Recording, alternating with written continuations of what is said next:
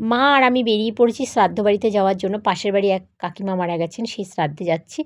নমস্কার, তো আমি মৌম দাস। সবাই কেমন আছেন? আশা করি খুব ভালো আছেন। নতুন ব্লগে স্বাগত জানাই। সো আমার এই সাজটা ঠিকঠাক আছে, তাই না? তো যাই হোক, মাও ঠিকঠাক হয়তো সেজেছে। আর এই মিষ্টির প্যাকেট নিয়ে চলে এলাম। আমরা এখন খেতে বসে পড়েছি। মার পাতে দিয়ে দিল হচ্ছে দই আর মিষ্টি, কারণ মা শ্রাদ্ধ বাড়িতে সেভাবে খায় না। আর এই যে চলে এলো জলের বোতল। আজকে দেখাবো কী, কী মেনু হয়েছে। প্লেট পড়ে গেল এবং লেবু দিয়ে দেওয়া হলো। মাকে বললাম, "তুমি খাওয়াটা শুরু করো।" মা বলছে, "না।" আমার ততক্ষণে ভাত চলে এলো। এখানে চলে এলো ঘি। আর ঘিটা দিয়ে মাখবো, তখনই চলে এলো হচ্ছে লাল শাক, যেটা কিনা পোস্ত, বড়ি আর হচ্ছে বাদাম দিয়ে করা। এই রেসিপিটা আপনারা আমার চ্যানেলেই অনেকেই দেখেছেন এরকমভাবে রেসিপিটা। আর তেজপাতাও ছিল সাথে। যাই হোক, এটা দিয়ে বেশ ঝাল, ঝাল হয়েছিল। লঙ্কাও ছিল এর মধ্যে। দারুণ ছিল খেতে। শেষ করতে না করতে লাল শাক দিয়ে ভাত খাওয়া। চলে এলো আমার পাতে শুক্তো। বাঙালির শ্রাদ্ধ বাড়ি শুক্তো ছাড়া কিন্তু ইনকমপ্লিট। সো এবার চলে এলো মাছের মাথা দিয়ে ডাল। তো আমিও নিয়ে নিলাম। আমি একটু মাছের মাথা দিয়ে ডাল মাখতে, মাখতে হঠাৎ মনে পড়ল, আরে লেবু দিয়ে খেলে তো দারুণ লাগবে।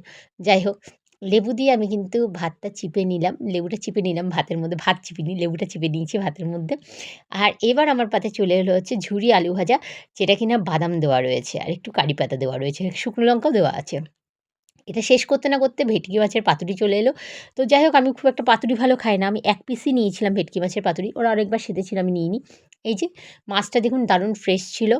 খেতে ভালো ছিল। বাট আমি যেহেতু খুব একটা মাছ পছন্দ করি না, সেজন্য আমি এটা নিলাম।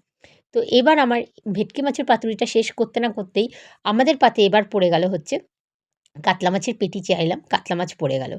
তো যাই হোক, কাতলা মাছের পেটি দিয়ে কিন্তু খেতে দারুণ লাগলো। তো আর এমনি আরেকটা পিস কাতলা মাছ নিয়েছি। কাতলা মাছটা শেষ করতে না করতে চাটনি চলে এলো। আমি বললাম, "একবার, আরেকবার দাও চাটনি।" আরেকবার চেয়ে নিয়েছি। একটাই পাঁপড় ভাজা নিয়েছি। আর এখানে চলে এলো হচ্ছে রসগোল্লা, নলেন গুড়ের। আমি বললাম, "রসগোল্লা একটাই হবে না, ২ টো দাও।" ২ টো রসগোল্লা নিয়েছি। এবার দেখুন, সুন্দরভাবে কিন্তু আমি এই চাটনিটা খেয়ে নিলাম। পাতে পড়ে গেল দই। আর এই যে পাঁপড়টা খেতে, খেতেই চলে এলো কাঠি। কাঠি তো বাঙালি করারই অভ্যাস আছে। আর চলে এলো হাজমোলা। যাই হোক, তো এবার আমার রসগোল্লাতে দেখে দিল গার্ডেন, গার্ডেন হয়ে গেছে। রসগোল্লা শেষ করে আমি এবার হাতটা ভালো করে ধুয়ে নিলাম। চলুন এবার বাড়ির উদ্দেশ্যে যাওয়া যাক। তো এই হলো দই আর হাজমোলা আমি খেতে পারিনি। চলুন টাটা, দেখা হবে